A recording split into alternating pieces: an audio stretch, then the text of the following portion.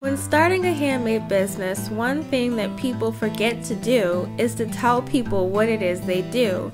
They forget to tell people, hey, I sew, I paint, I crochet, I do what it is I do. And sometimes we feel uncomfortable because we don't want to toot our own horn and we don't want to bother people. But what you have to understand is no one is going to know what you do unless you tell them.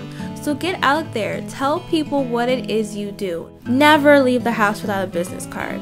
And if you sew or crochet, make yourself something that you can wear every day and carry along with you to show people what it is you do. You might get a couple compliments and you can say, hey, I make these, I sell these, here's my card.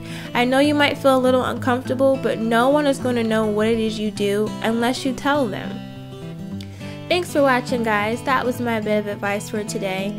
I hope you enjoyed it. I hope it gave you an idea or gave you a little courage to get out there and tell people what it is you do. If you have any handmade business advice, questions, or suggestions, please leave them as a comment and I will definitely get back to you. I want to know what you guys are thinking and what you guys would like to hear me talk about. Thanks for watching. I hope you have a really awesome day and I can't wait to talk to you guys again soon. Bye.